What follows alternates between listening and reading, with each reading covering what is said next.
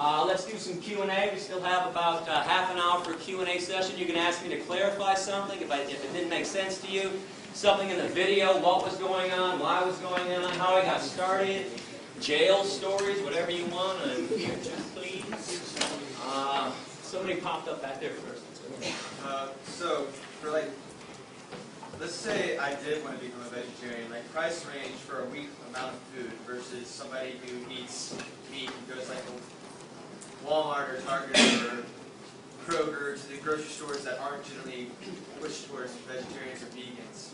What would be the difference in price? It's going to be cheaper.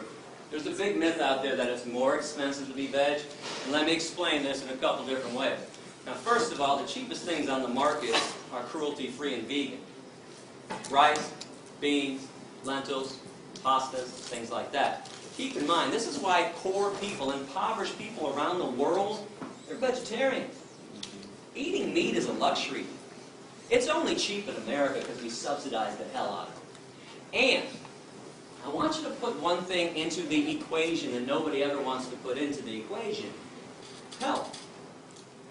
Pharmaceuticals, hospital visits, doctor visits, all these pills, all the vitamins, healthcare.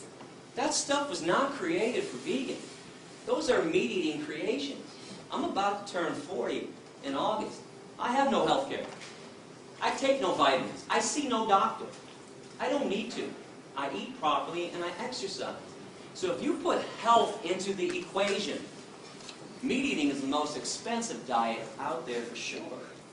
Also keep in mind, if you do buy processed foods, vegan or non-vegan, you always pay a little extra. If you pay Turtle Island Foods to make you a tofurkey, if you pay Lean Cuisine to make you some kind of meat dish, it's a little more pricier because somebody did it for you.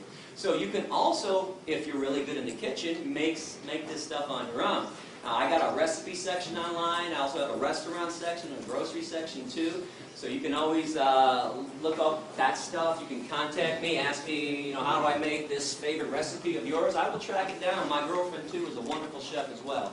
So keep all those things into the equation. Let me say one more too. If you eat out, whether you eat meat or you're vegan, it's always a little more pricier too. So don't blame it on, I went to this vegan restaurant and it was pricey. Outback Steakhouse isn't so cheap either. And Longhorn Steakhouse and all these other places too. And if you eat out at restaurants, places like Subway, their veggie sub, when they're not doing their $5 special, the veggie sub is always the cheapest thing on their menu on Italian bread and it's vegan. If you go to Taco Bell, get a bean burrito without the cheese, you want to talk about dirt cheap, 99 cents. And I bring this up because students try to do this with me all the time. Gary, I understand what you're saying, but I'm broke. I'm a college student, only got $1, got to go to McDonald's. Well, you can do the same nasty shit at Taco Bell too, okay? And I say nasty shit because if you eat at McDonald's, don't tell me you're eating for taste. Yes, sir? So how do you get the same meat taste for a vegan meal without using meat? Yeah, if you use the right combinations of vegetables and spices, you'd be amazed what you can mimic. For instance, there's a lot of mock fish that's out there. I was talked about the shrimp from that company. If you go to a website called Veggie World, V-E-G-I-E, 1G, veggieworld.com, they got fake lobster, they got cod, they got salmon, any fish product you're looking for, they use seaweed. Seaweed gives it a fishy smell and a fishy taste. You've all had a good portobello mushroom at some time too. If you hook up a portobello mushroom on the grill, it tastes awfully steaky. So they use mushrooms when they want to get a beef flavor too. The woman that runs my recipe section, Amy Ball, one of the best chefs that nobody knows about. I was passing through San Francisco a few years ago, and one of my perks for traveling is that I get to eat all over the country, and I know what's vegan, what's out there, so I stopped by her house, and she says, you want a vegan hard-boiled egg, Gary? Actually, she didn't say vegan. You want a hard-boiled egg? I said, are you kidding me? You got a vegan hard-boiled egg? What do you mean? There are no vegan hard-boiled eggs. She goes, I got one for you. She takes an avocado, slices it in half, takes half of it out. Think of an avocado.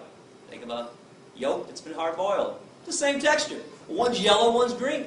She takes the avocado, puts it on some vegan mashed potatoes that she made with hemp milk or rice milk, whatever her vegan milk of the day was, that mimicked the outside softness of the egg. She puts 2 dashes of salt on there and goes, take a bite. Holy shit. Vegan hard-boiled egg. So if you get really creative people in the kitchen, there are a lot of creative chefs out there, they can make anything taste like something else. So that's what they're doing. No chemicals. No chemicals. Yes? Some of these meat-alike foods, do they have to go to extra lengths, like add a lot of sodium or corn syrup? There's sodium in there for sure. Absolutely. And, you know, salt is something that gives things a lot of taste. So you might have to look out if you want to watch your sodium. But I don't want people to be concerned about sodium before you're concerned about animal protein, cholesterol, saturated fat, all the other things. It's kind of pointless. It's kind of like somebody smoking a cigarette in my face and going, hey, Gary, you shouldn't really smoke that weed. I'm like, what are you talking about? If you're doing something unhealthy, what's the point of trying to keep away something else that might be unhealthy for you? Yeah. From what I understand, the basic concept of veganism is not to exploit or harm living beings, right? Everything from, say, cows to even yeast. But what about, say, if you have to deal with parasites, bacterial infections, diseases from that, how would you go about treating yourself? Yeah, self-defense is an acceptable form of protecting yourself. That's understandable, but say as a doctor in your profession, you have to go in there and you have to kill living beings. Kill what, bacteria? Yeah. So are you founder of People for the Ethical Treatment of Bacteria?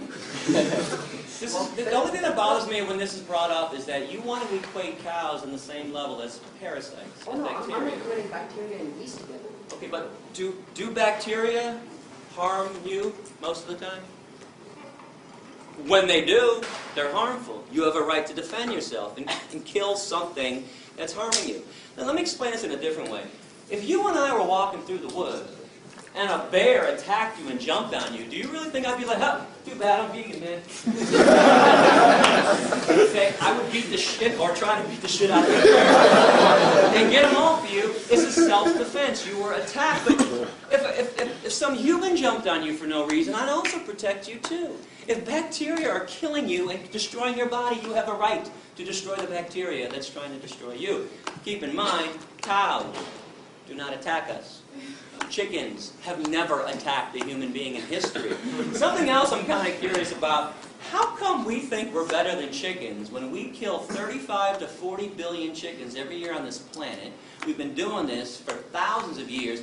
How is the murderer more special than the murdered? How is the oppressor better than the oppressed? We got this stuff backwards. We're not better than them. We're the ones attacking them. That makes us less important. That makes us worse. That makes us evil. Yes, sir. So, say the world population is at 8 billion now, and at least most of the United States is considered meat eaters, right? So, with only a certain portion of the world being devoted to farmland or places we can grow food, it just seems to me that if most of the world went vegan, then it would. I mean, I know your quote on the 65% of the grain goes to meat products, but how would we support ourselves without meat products, I guess is what I'm trying to say, or eggs, or... Easily and wonderfully. Let me throw out some other stats. 95% of soy in America, that's animal feed. 80% of corn in America, animal feed. 70% of oats in America, that's animal feed. If we ate the stuff directly, do you know that 1 acre of land can yield 30,000 pounds of carrots, 40,000 pounds of potatoes, and 50,000 pounds of tomatoes? 1 acre of land can only give you 250 pounds of meat. Okay, we would be using less land, destroying less habitat if we just ate crops directly. Please go to the environment section on my website or go to a website called earthsave.org. Everybody gets fed. Here, let me throw this out there. Do you know the world's largest Feed the Hungry organization is called Food for Life Global? Please look them up online. When I found out about this group that solely uses vegetarian and vegan food to feed people 2 million meals per day, I found out about them about 10 years ago. I also found the second largest group on the planet doing Feed the Hungry stuff is Plenty. Plenty.org is their website. Both are vegetarian groups. Now, I sent a letter to both presidents saying, oh my God, this is wonderful. Finally, somebody realized you don't have to harm animals to help people. I got letters back that were almost identical. They said something like this: it's not that we do this for ethical reasons. We don't want to argue with you. We don't want to debate you on that. We do this because it's cheaper, And we feed 20 to 30 times the amount of people when we use vegetarian food than when groups use meat. Another question? Somebody up here? Right there?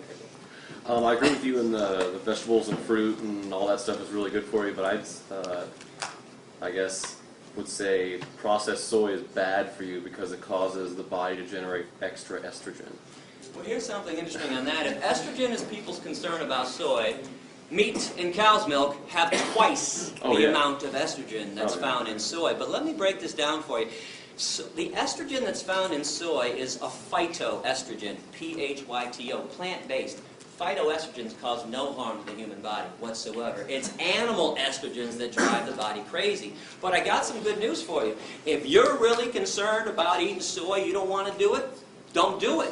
Eating soy does not mean that you can't be vegan or not eating it.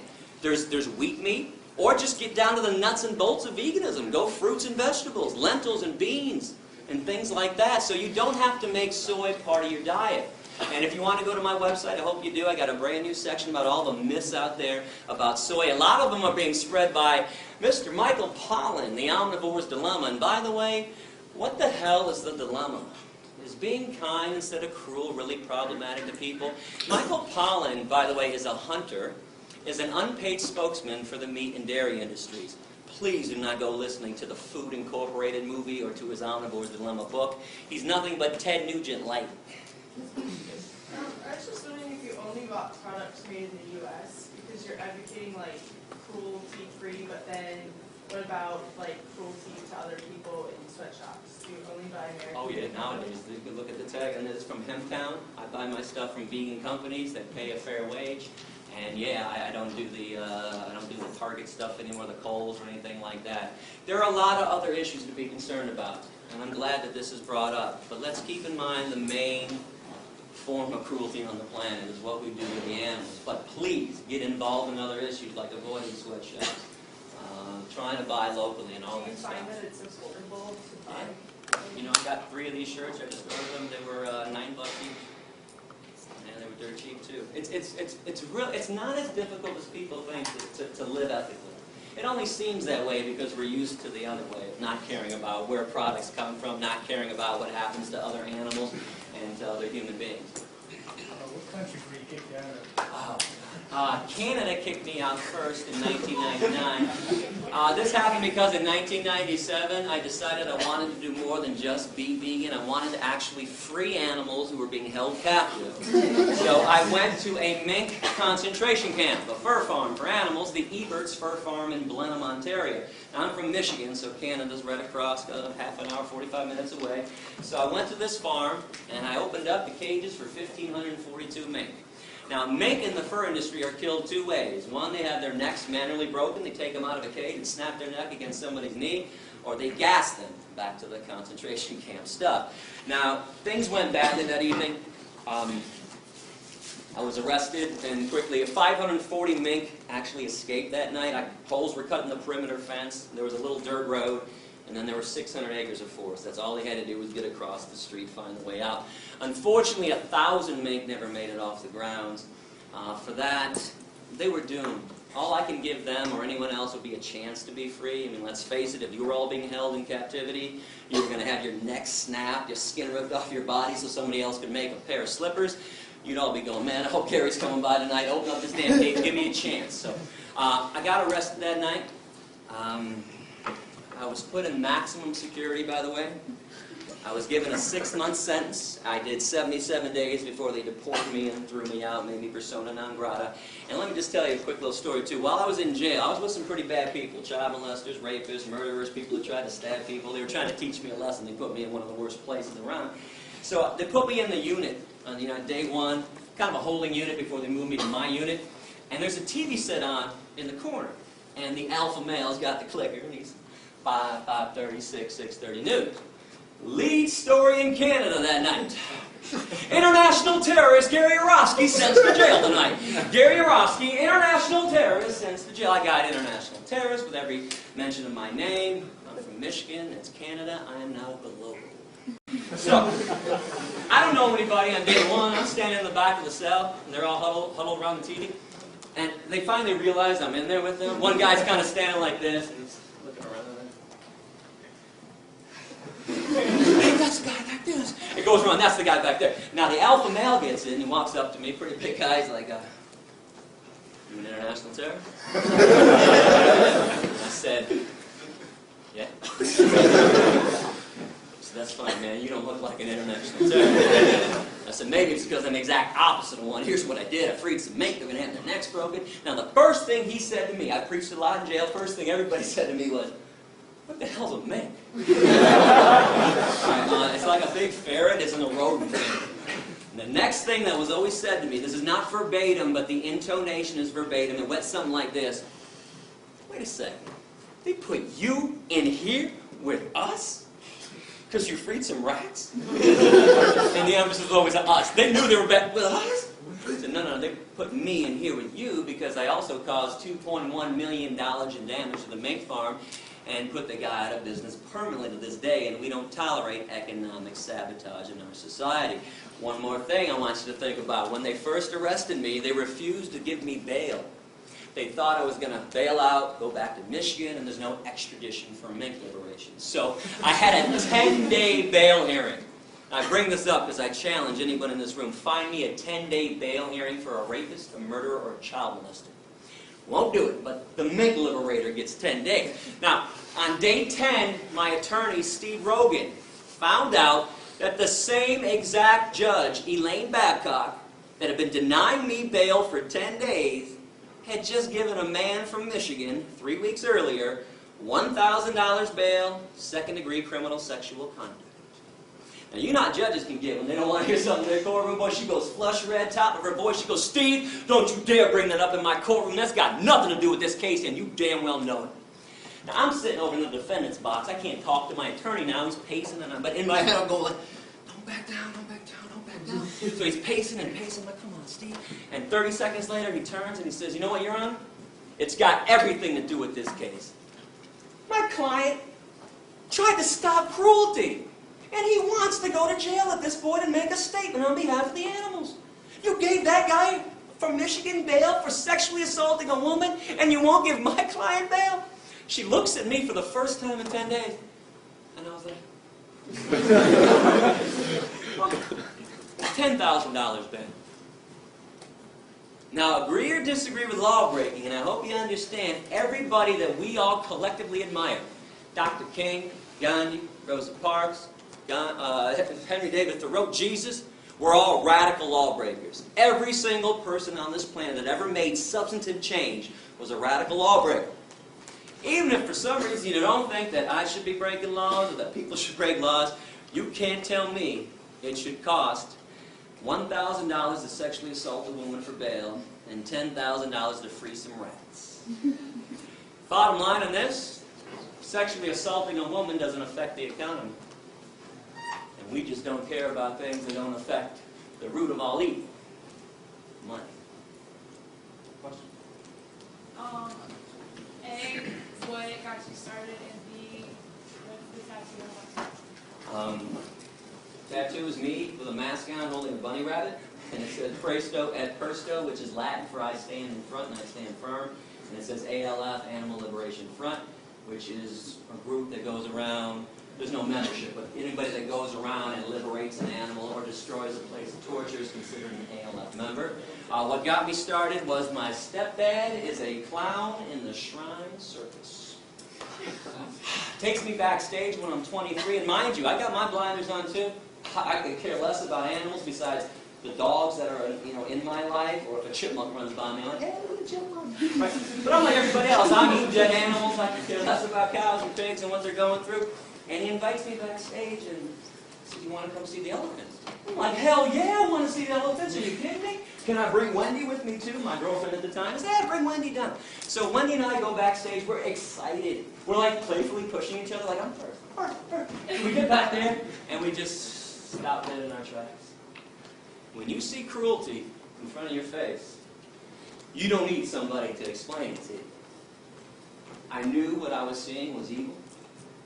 3 elephants were lined up in chains, front left foot, back right foot, each of them, chained up to the cement floor of the warehouse of the Michigan State Fairground.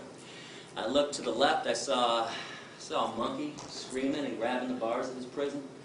I saw 2 tigers to the right of me pacing pathetically. And I turned to Wendy, pardon my language, but I'll tell you exactly what I said. I said, what the fuck is an elephant doing on 8 Mile and Woodward Avenue in Detroit in the first place? She said, I don't know.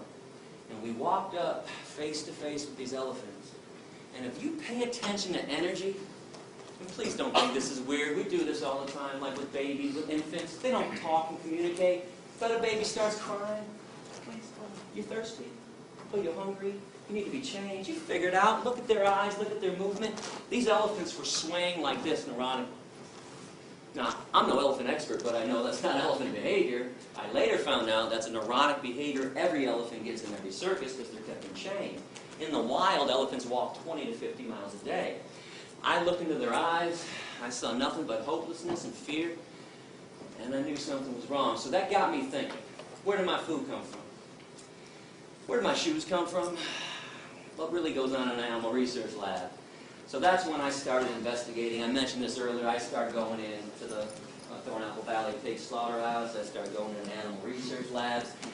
And I fought it at first, like everybody does, like most people do. I didn't want to stop eating the animals. What else am I going to eat? Salads all day long? I mean, it's really like, there's a myth out there that all vegans live off of is iceberg lettuce and tomatoes. Okay, that's not true. But that's what I thought too.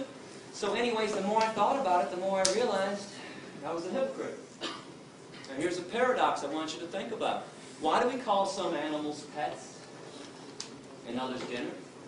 Why do we fight for the rights of certain animals to be happy and loved and safe? Dogs and cats in America. But others, hey, slice their beaks off. Those damn hens, slice them off, fully conscious. Those pigs, those piglets, rip their testicles out. Screw them. There's a major hypocrisy going on. You can see the choice that I made. All I can ask you to do is put your head on your pillow every night knowing that you are not responsible for premeditated acts of cruelty. Again, the world is tough enough for us, and especially for the animals. Do we have to make it worse by eating them? There is no need in this day and age to be consuming any animal product whatsoever. It's time to let it go. So I noticed when I came in here that you were not a member of PETA. Why was that? Full disclosure, 2002 to 2005 in November, PETA funded my tour. I was never a PETA employee. I took money from them as a sponsor, independent contractor. I take money from anybody to do good things with it. I don't think it's wrong to take evil money and do good things with it. Now, PETA pulled their funding from me in November '05 because they told me that education isn't important. Really? It's the only thing that ever made the world a better place, was teaching somebody else about why they shouldn't discriminate and harm somebody else. But bottom line with PETA, the corporation that is PETA, with their corporate headquarters in Norfolk, Virginia, I'm a money taker and not a money maker. I told you during the speech, and I meant it, I have never once charged a school for a lecture. I've never once charged a professor to pay me to come to their classes. I've never once passed around a collection plate to students. I do not believe you should have to pay to learn about the truth. Now, PETA, it cost me about $64 grand a year to do this tour. 35 to 40 is to travel, hotels, rental cars, food, gas. It's not cheap to live on the road 7.5 months a year. I take the rest so I can just live and pay my own bills, which is meager. It's a meager salary that I get for doing this. But in the end, the accountants came into PETA's headquarters, Ingrid Newkirk's offices. She's the founder and president of PETA, and said, you know, we've given Gary 64 grand for 3 years. That's $192,000. We also gave him $20,000 to put his speeches on DVD that he gave out for free to the students when he was supposed to charge them $10. When I first got these DVDs, people would always come up and say, hey, Gary, I want to share this with my boyfriend, my girlfriend, my dad, my sister, whatever. And I'd be like, oh, great, I got some DVDs at $10. And nearly every student would say, I'm broke, I'm a student, what do you need $10? I'm like, oh, okay, here you go. So I gave out at least 95%, if not more, of my DVDs. Well, PETA found out about that. They were pissed off, and I used to say, you guys make $25 million a year.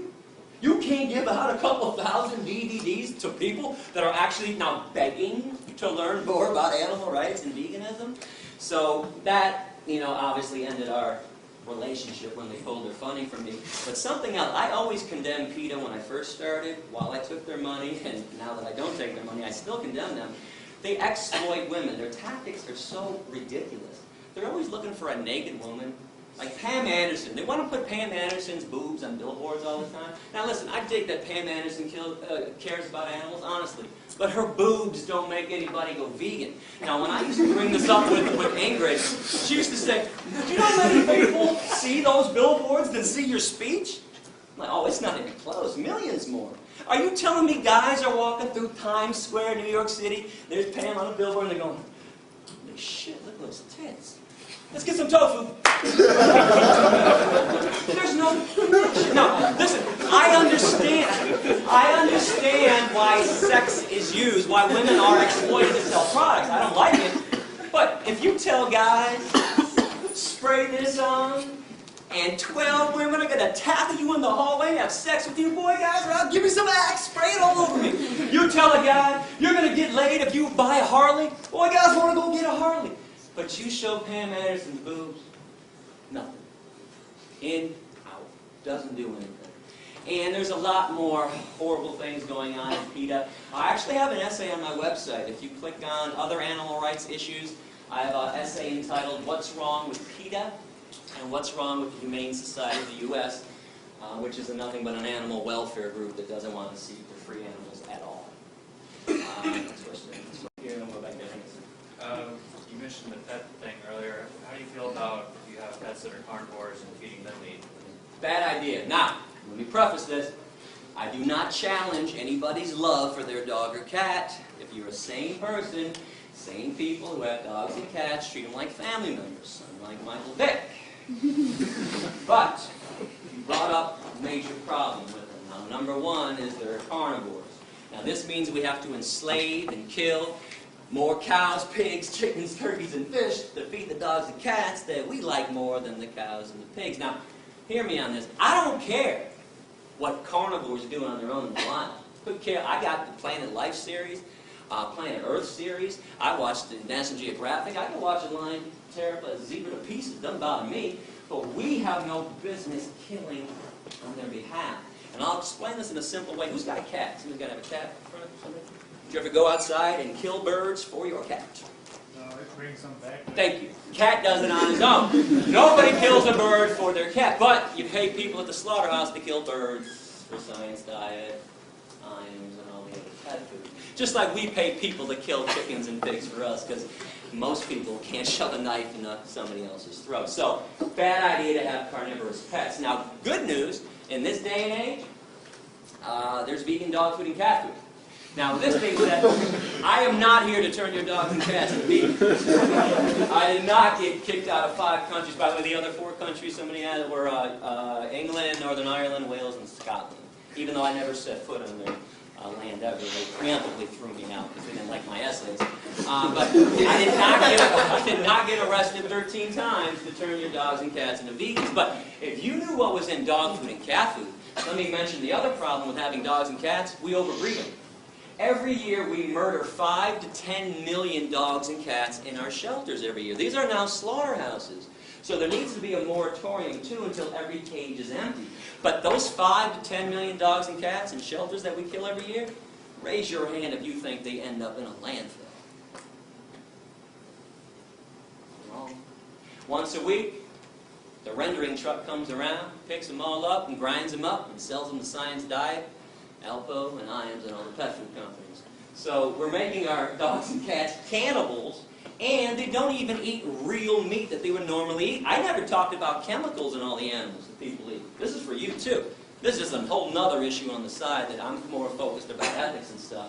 Okay, but they eat chemically laced meat. They eat what's left on the slaughterhouse floor, things that we don't eat. Every time there's a meat recall or a spinach recall for E. coli, you don't think that stuff ends up in landfills, do you?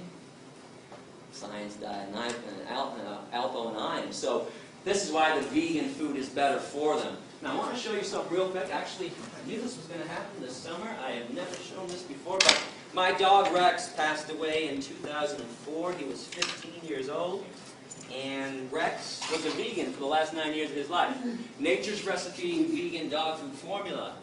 Don't tell me Rex doesn't look wonderful, because he does. Because when I travel with him, and he came with me a lot on the road, I took him to vets when I had to. Every vet freaked out and said, "Oh my God, you can't make your dog a vegan, Gary, because you're vegan, he's a carnivore." I'm like, "Go ahead, do some blood work on him." They'd all do blood work, call me 3 or 4 days later, say, "Mr. Yourofsky, all the vets from the back room right now, we are astonished. Your dog is in the most amazing health we've ever seen." I said, "Yeah, that's because my dog doesn't eat garbage." And when I say the garbage too, when I was at Thornapple Valley for 6 weeks, every day I saw a truck pull into the lot. The side of the truck said, "Meat not fit for human consumption." I watched the truck go into the alleyway every day, took 3 garbage bins and dumped them out. The garbage bins. Right off to the pet food companies. Wasn't hard to track that now. So this is why that vegan stuff is better. Now the vegan cat food, by the way, is not on the market. You've got to go online. I think vegancats.com or evolution.com. But vegan dog food is at every pet food store that I've seen. It's called Nature's Recipe. Question? Oh, I'm sorry. Actually, we're out of time. You know what? Thank you very much for listening. I appreciate it.